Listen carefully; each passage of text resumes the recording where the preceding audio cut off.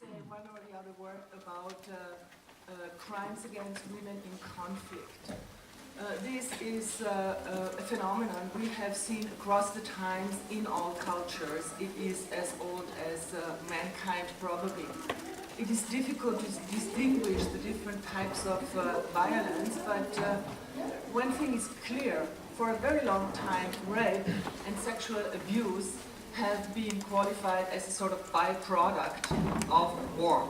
War is violent by definition, so if there's more or less violence against women, children, also men, increasingly, as we become aware of, it doesn't make much of a difference. So it was not considered a category in itself. And I think it is in part due to the work in the United Nations that we are changing our mindset.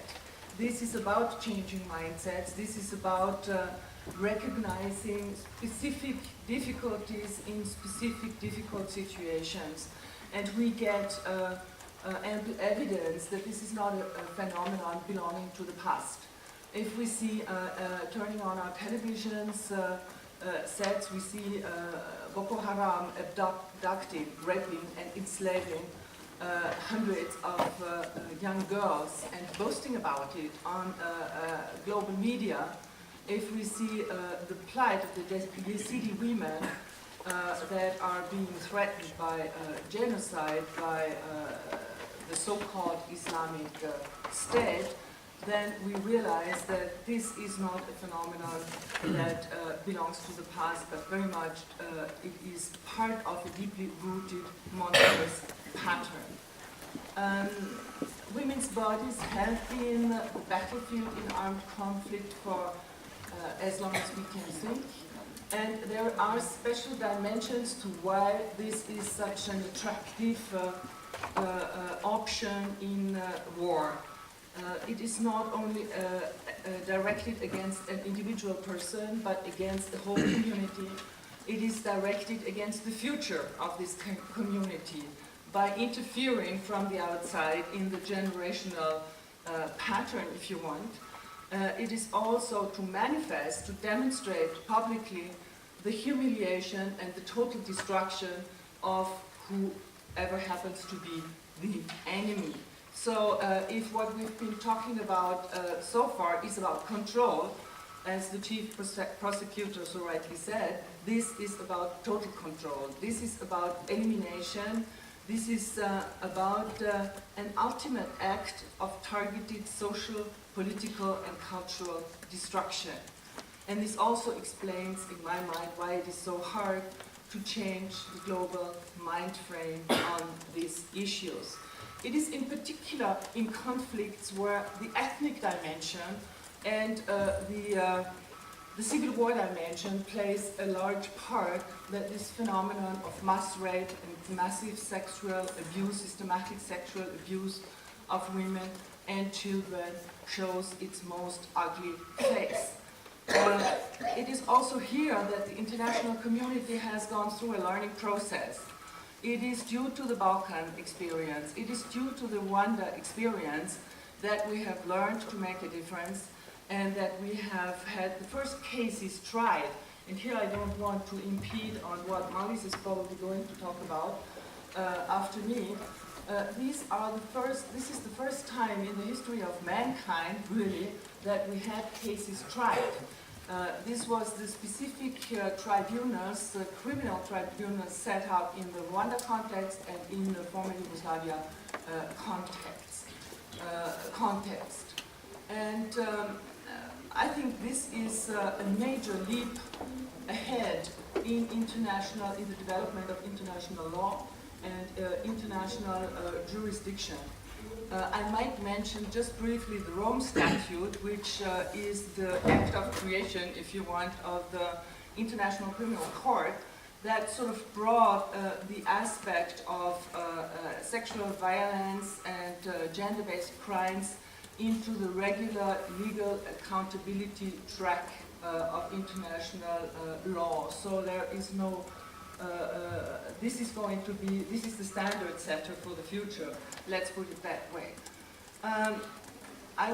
briefly wanted to point to the fact that acts of sexual violence are in conflict also committed against men. And it is the very, very sad situation in the Democratic Republic of Congo that has made us aware of the extent this type of sexual violence can achieve. In 2010, the American Medical Association issued a report and stated that 30% of women and 22% of men from the eastern part of the DRC reported that they had been subject to conflict-related sexual violence. We have heard about the horrible plight of silence and shame in combination with sexual crimes.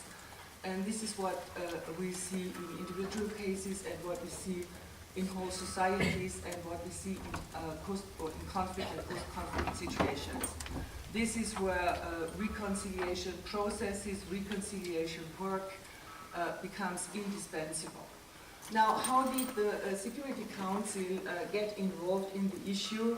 There must have been two different things. On one hand, the development of international law, the codification efforts and the jurisprudence, but also the individual accountability in the tribunals.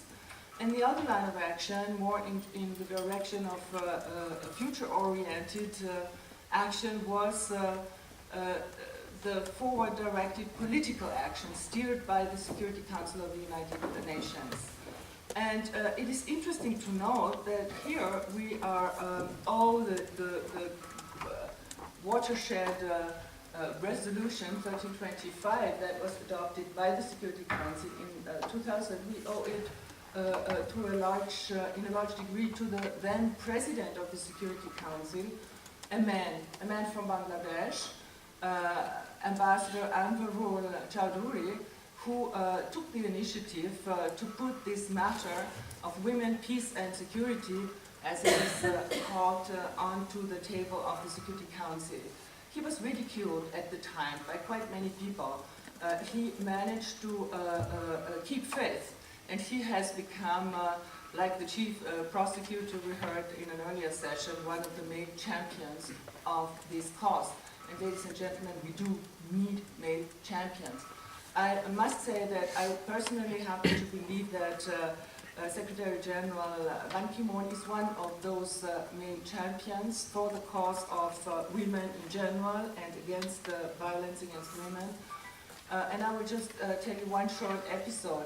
There is a conference, an annual conference in Munich. It's called the Munich Security Conference. It's actually a child of a NATO think tank situation. So most of the people you will meet there will be people with a military background. And it's not usual that you talk about so-called soft subjects. Ban Ki-moon was invited in the 2011 to the 2011 Munich Security Conference as a guest of honor. He was the dinner speaker, and he was facing an audience of roughly 1,000 people, most of them men.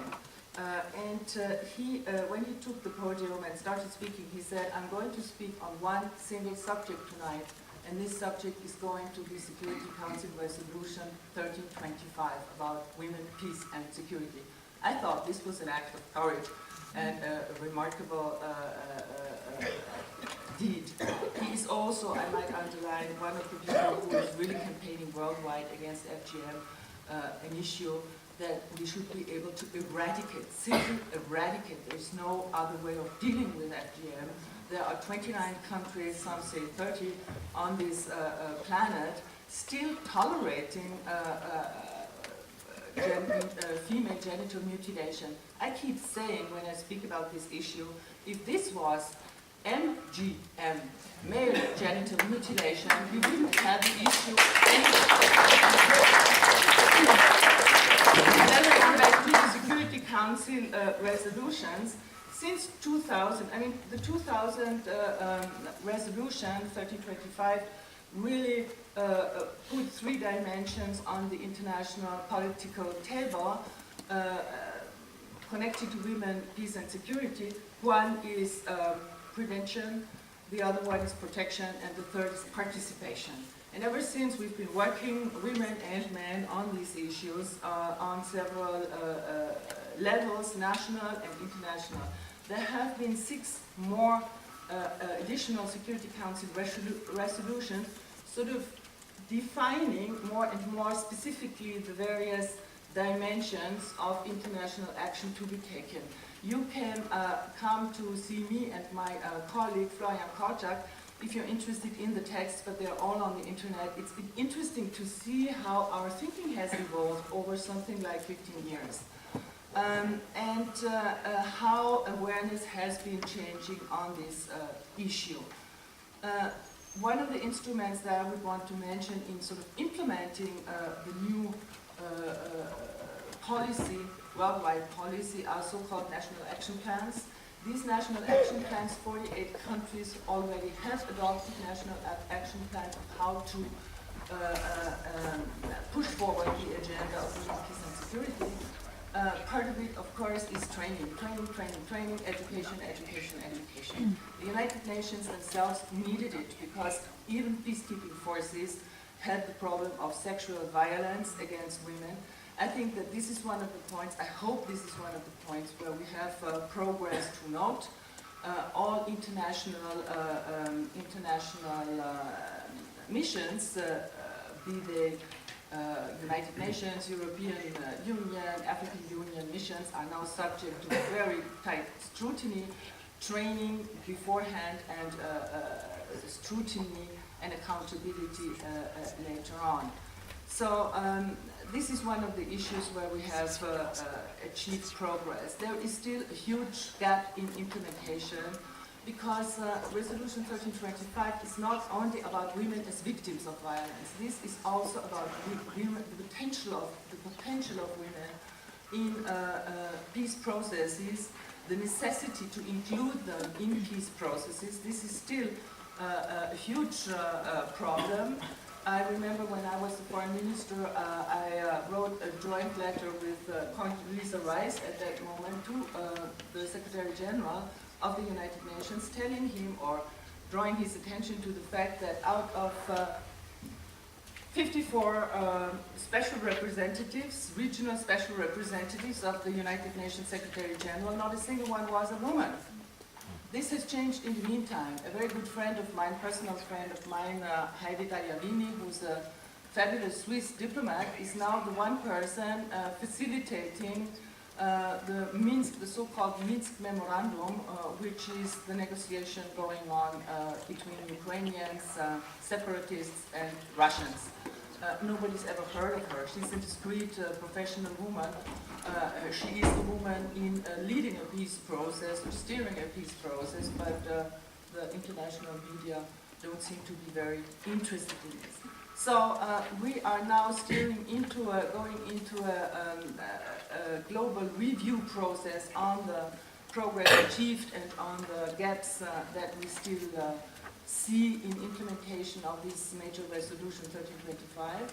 We're also going more into the post-conflict side of the issue, which means that we have to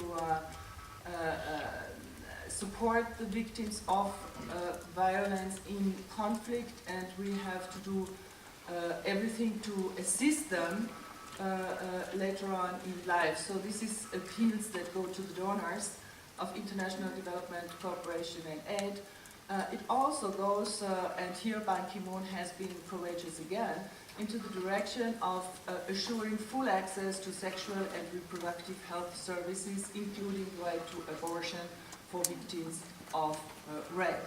This is the latest of this series of UN Security Resolution, Security Council resolutions. The number is 2122.